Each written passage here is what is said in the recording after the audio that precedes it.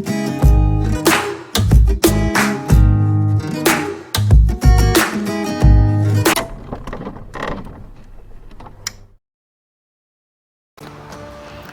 semuanya, selamat datang di YouTube channel aku.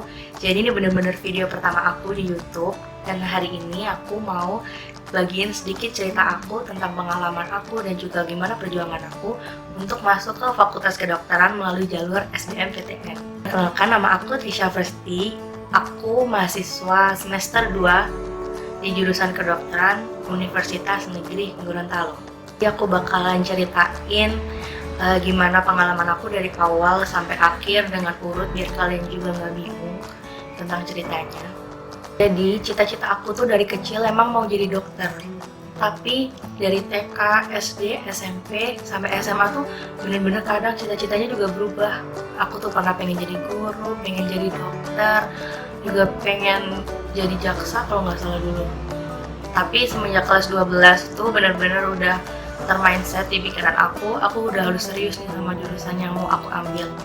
Jadi di kelas 12 aku memutuskan kalau aku bakalan fokus buat masuk ke Fakultas Kedokteran. Nah, dari awal masuk ke kelas 12, dari awal aku naik kelas tuh aku bener-bener udah setting karena aku mau masuk Fakultas Kedokteran. Jadi aku mulai cari-cari info tentang di mana aja ada Fakultas Kedokteran, gimana passing grade-nya, dan juga aku lihat lagi gimana nilai rapor aku dari kelas 10, 11 sampai kelas 12. Jadi dari awal bulan Desember, aku tuh udah rajin banget ke BK buat nanya ke guru BK aku tentang SNMPTN, tentang kuota SNMPTN, dan juga tentang alumni-alumni aku yang udah lulus di SNMPTN tahun sebelumnya. Jadi aku bener-bener rajin banget pergi ke BK literally setiap hari aku pergi ke BK buat ketemu sama gurunya buat konsultasi, guys. Yang bisa mendaftarkan ke SNMPTN itu baru diberitahu pada bulan Februari, tepatnya tanggal 4 Februari. Tapi karena aku udah rajin banget ke BK, jadi sebelum tanggal 4 Februari itu aku udah tahu kalau aku bakal masuk ke rankingan atau pemeringkatan SNMPTN. Jadi dari jauh-jauh hari aku udah cari-cari tahu aku mau masuk kemana, aku mau ambil universitas apa. Nah, untuk kalian SNMPTN itu seleksi nasional masuk perguruan tinggi negeri, guys, dimana seleksinya itu cuma menggunakan nilai rapot kalian dan juga prestasi-prestasi kalian selama SMA. Untuk penilaian SNMPTN itu ada juga beberapa faktor yang digunakan, yaitu yang pertama itu akreditasi sekolah kalian, dimana semakin tinggi akreditasi sekolah kalian, dimana itu A, berarti semakin banyak juga siswa yang bisa mendaftarkan dirinya untuk ikut SNMPTN. Yang kedua itu track record dari alumni. Jadi biasanya universitas itu akan melihat bagaimana alumni kalian dari sekolah SMA kalian, bagaimana kinerja mereka selama di kampus, bagaimana hasil studi mereka selama di kampus. Dan juga yang ketiga, mereka akan melihat hasil rapot kalian serta prestasi-prestasi kalian. Aku sekolah di SMA Negeri 15 Surabaya, dan alumniku tahun sebelum-sebelumnya itu sering banget masuk universitas negeri, terutama Fakultas Kedokteran lewat jalur SNMPTN. Alumni-alumni dari sekolahku itu banyak dari tahun sebelumnya masuk kedokteran melalui jalur SNMPTN, seperti di UNER, di Universitas Brawijaya, dan juga Universitas Jember. Nah, karena patokan aku dari alumni, aku sebenarnya pengen coba di ketiga univ ini. Tapi setelah melihat hasil perankingan, ternyata banyak anak yang juga rankingnya di atasku mau mengambil jurusan yang sama di universitas yang sama. Akhirnya aku memutuskan untuk mengambil jurusan kedokteran ini di universitas yang lain. Waktu itu aku mengambil Universitas Udayana. Tapi waktu aku ngambil Universitas Udayana ini bener-bener aku tuh nekat senekat-nekatnya, karena belum pernah ada alumni aku yang lulus SNMPTN di Universitas Udayana, karena kebanyakan kakak kelasku terpusat di Jawa semua.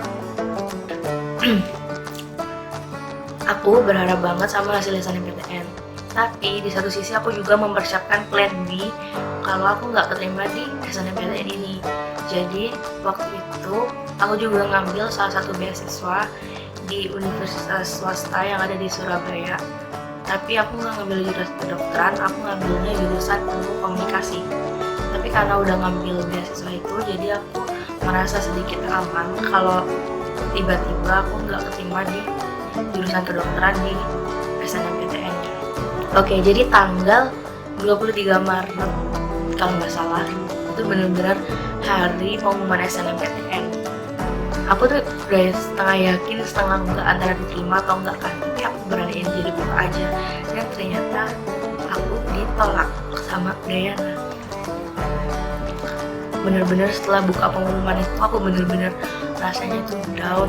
Aku bener-bener sampai hari itu aku nggak pergi ke sekolah karena aku tuh literally takut bakal ditanyain sama temanku, ditanyain sama guruku aku masuk di mana, karena belum siap aja menerima pertanyaan dari mereka.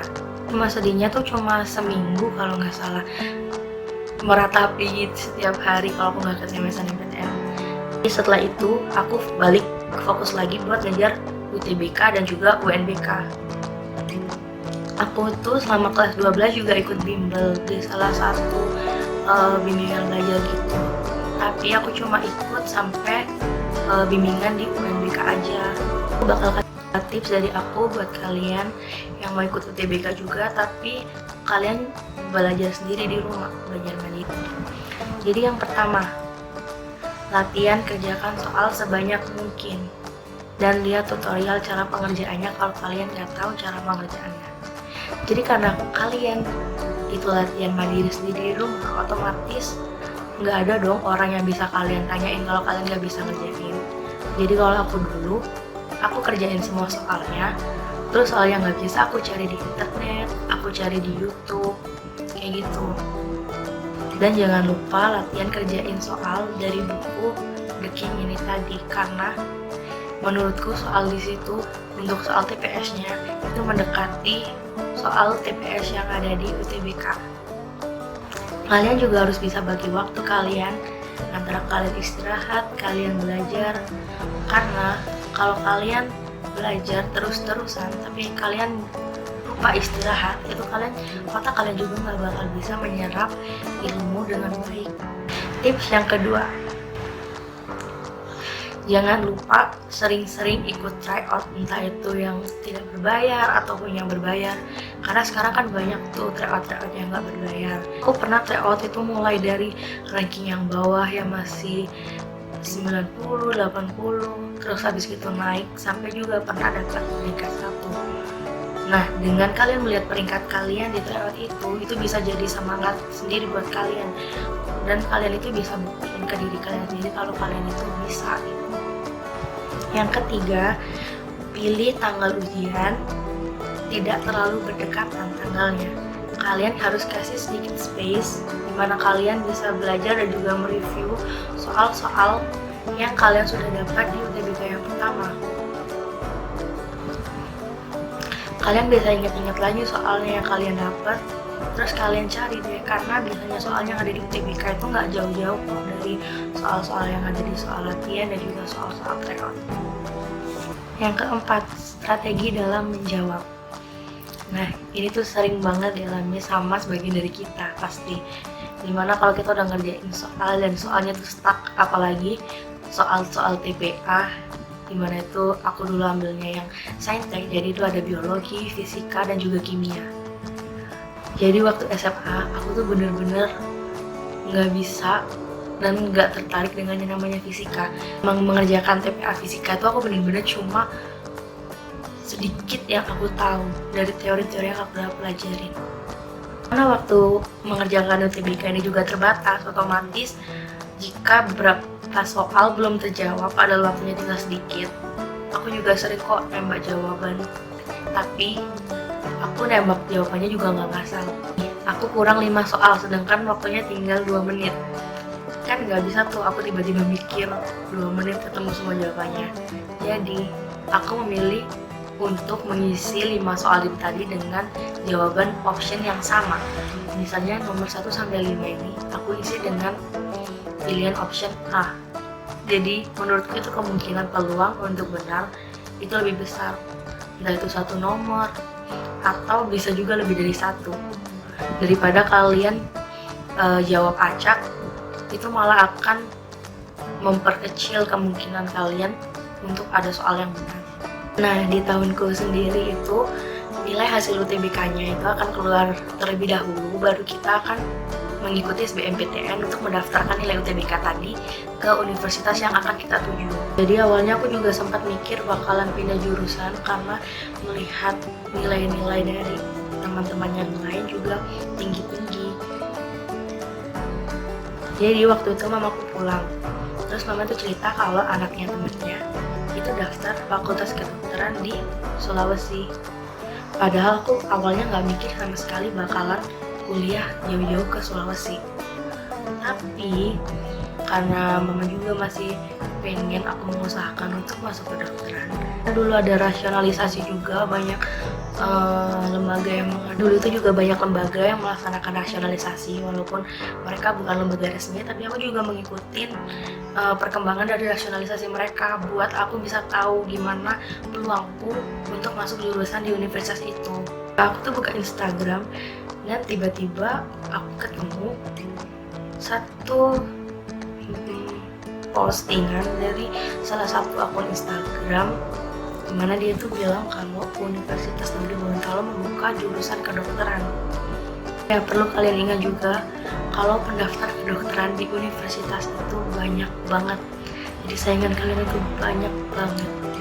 Sedangkan kursi yang disediakan setiap universitas itu biasanya nggak lebih dari 100 buat SBMPTN-nya. Saingannya banyak ini, aku mulai takut kalau aku bakalan milih universitas yang ada di Jawa. Aku nggak mau sampai kejadian di SNMPTN itu terulang kembali. Emang aku tahu kalau mimpi itu harus setinggi-tingginya dan harus diwujudin. Tapi jangan lupa kita juga harus rasional sama pilihan kita, biar kita juga peluang diterimanya lebih besar. Di waktu pengumuman itu tanggal 9 Juli 2019 dan puji Tuhannya aku diumumin lolos SBMPTN di jurusan kedokteran Universitas Negeri Gorontalo. Setelah pengumuman itu aku juga buka grup dan juga Square buat tahu pengumuman teman-teman aku juga, dan mereka nilainya di atas aku. Banyak yang gak lolos di jurusan kedokteran. Pendaftar kedokteran apalagi di daerah Jawa itu benar-benar banyak.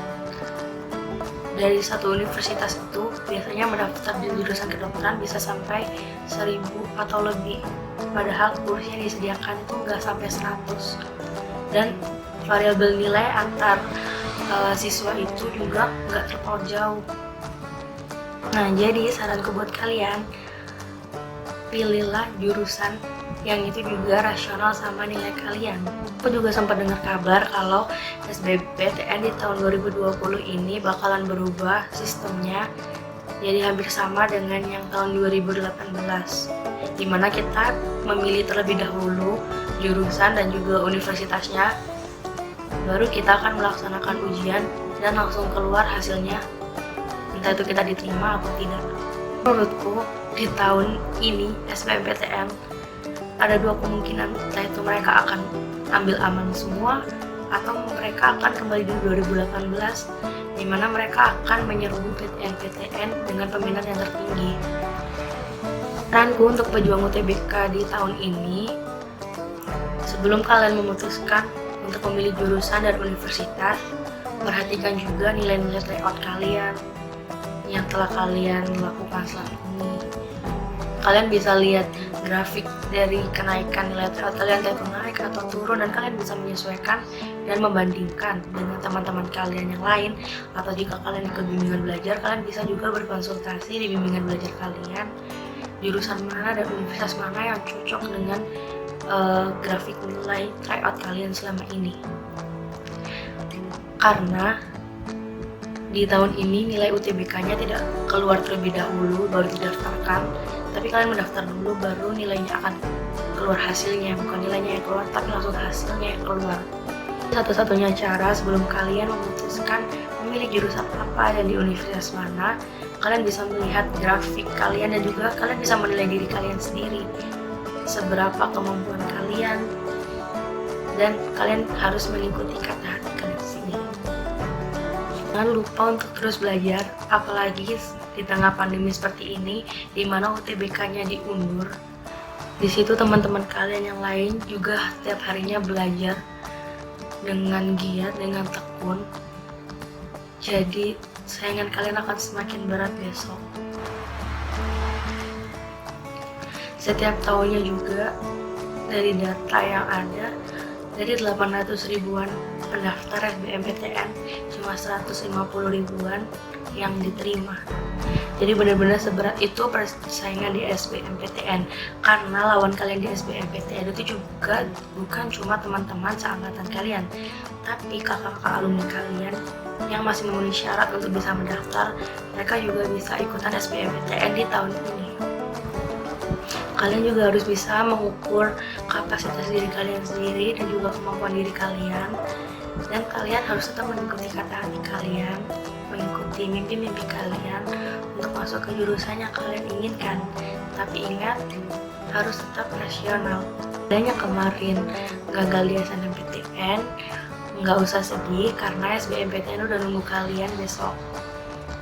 Akhir, jangan lupa banyak berdoa, karena nggak ada gunanya kita belajar tiap hari tapi kita juga nggak berdoa.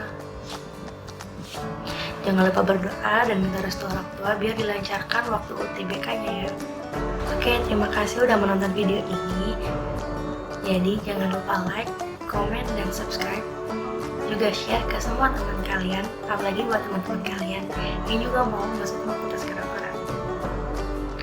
Tetap semangat dan jangan lupa belajar. Bye.